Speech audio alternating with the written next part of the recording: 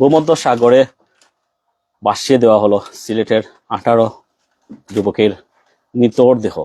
আমি এখন অবস্থান করছি জগন্নাথপুরের নাইমের বাড়িতে, যিনি আসলে গতকালই খবর পেয়েছি ভূমধ্য সাগরে ওনার দেহ আসলে ভাসিয়ে দেওয়া হয়েছে। ওনার স্ত্রী আছেন আমার সাথে, পাশে ছোট্ট একটা বাচ্চা আছে। আসলে কিভাবে ঘটলো আপনার স্বামীর সাথে ঘটনা একটু বলুন।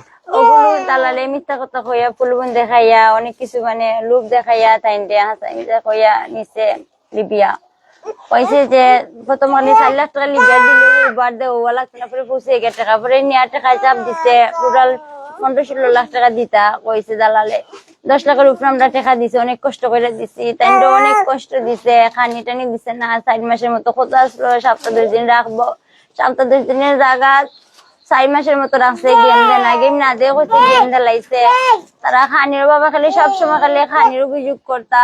তারা আমার একটা ছোট বাচ্চা আছে, অনেক আশা নিয়ে দিয়েছিলাম আমার বাচ্চার কিতা ভবিষ্যৎ হইব, আমার তো লাইফ শেষ, আমার বাচ্চার কারে বাপ কইয়া ডাকবো। আমার সরকারের কাছে অনুরোধ রইলো আমার বাচ্চার মুখে দিছাইয়া উচিত বিচার আমি এটা চাই, যাতে দালালটা যাতে গ্রেফতার করা হয়, যাতে এরকম আমরা মতো কোনো মানুষের যাতে মুখ খালি হয় না আমার বাচ্চার মতো এরকমের।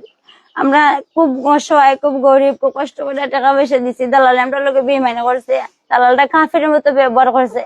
কথা ছিল বড় বুটে দিত গেম, ও জায়গাতে ছোট বুটে দিছে। সবসময় খালি খানির লাগি ফোন দিছে যে খানি নে দে, খানি টেনু দালালে দিছে না, ফোন টোনও দিছে না, ফোন টোনও মারতে পারছো না। কথা ছিল যাওয়ার পরে 7-10 দিন পরে গেম দেলাইবো, ও জায়গাতে 4 মাসের মতো লোকের মানুষে গেম দিছে, তারা গেম না দিয়ে কইছে দিছে দালালে। অনেক বেইমান করছে। আমার বাচ্চার কিতা উপায়, আমার বাচ্চার কিতা ভবিষ্যৎ, আমার বাচ্চার আমি তাই বাচ্চার আমি কিভাবে মানুষ করতাম, আমার বাপের বাড়ির মানুষও গরিব, তাই খুব আশা করে বেড়াইছে। ওই জায়গাতে দালালে অনেক বেইমানি করছে, আমি ওগুলোর বিচার চাই। দালালে কথা কইয়া নেই না, আরো কান করে দালালে বলতে বেইমানি করে। দালালের নামটা কি? বাড়ি তো নিবেন? দালালের নাম আজিজুল, বাড়ি হচ্ছে দালালে ইসকেও। আমরা তো বাপের নাম মুমতাজ। আপনার গ্রামের নাম কিটা? আমরা গ্রামের নাম ইসকেও, জগন্নাথপুর নামে।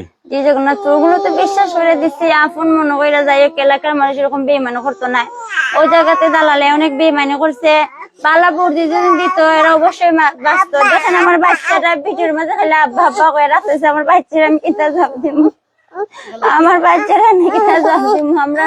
আমরা নিজে আমরা ভবিষ্যৎ আমার ঘুরি তাই নাচলা আজকে তাই আমি আমার বাচ্চা কিলা জন্ম, আমার স্বামী ছাড়া আমার বাচ্চারা আমার আপন বলতে কিছু না। আমার তো লাইফ শেষ, আমার বাচ্চার কি তুইব। এখন আপনার জামাই জানলা কি লাগে মারা গেছে বা সাগরে ফেলে যাচ্ছে?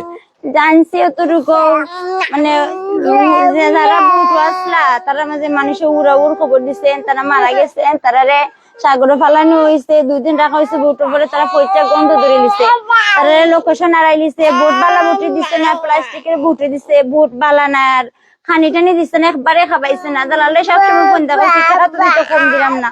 দালালে কষ্ট যে সামান্য টাকা দেবে পয়সা আগে দিয়ে লইব, তখন আর দালালে না পৌঁছে, তারা তো খাবো নিচ্ছে কি দালালে আর মানেন না। দালালে সম্পূর্ণ টাকা দেওয়ানো লাগবে, টাকা 10 লাখের উপরে দিছি আমরা জমা, টাকা 17 লাখের মতো দালালে কইছে দেওয়া লাগবো। এখন খানির ভাবে লাস্ট এরকম হয়েছে, আমরা লাস্টটা চাই, আমরা লাস্ট চাই, লাস্ট আমরা দেখতে চাই। আমার বাচ্চা লাস্ট সাগরও ভাসিয়ে দেওয়া, তাহলে ফাইবা কি লাগে তো খাওয়া সম্ভব না।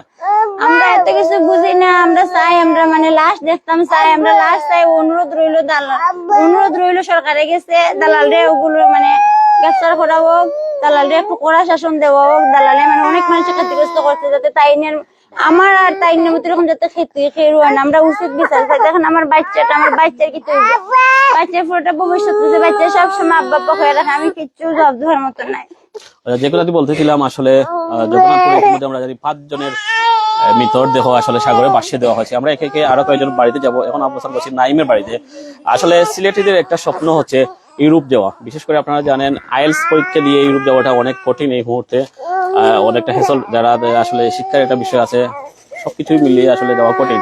তো অনেকেই আসলে ইতিমধ্যে লিবিয়া হয়ে গ্রিসে, ইতালি, ফ্রান্সে অবস্থান করছে, অনেকে ভালো জীবনযাপন করছে। সেই আশায় হয়তো নাইমও বুক বেঁধেছিল আমিও হয়তো যেতে পারবো সেই পথে, কিন্তু বাধা হয়ে দাঁড়িয়েছে দালালের খপ্পর। আসলে এই দালাল খপ্পরদেরকে যতদিন পর্যন্ত আইনের আওতায় নিয়ে আসা সম্ভব না হবে, এরকমই জড়বে যুবকদের প্রাণ, স্বপ্ন ভঙ্গ হবে, এরকম ছোট্ট বাচ্চাদের এতিম হবে এরা।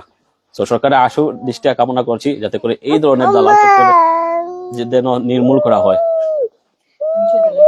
অফিস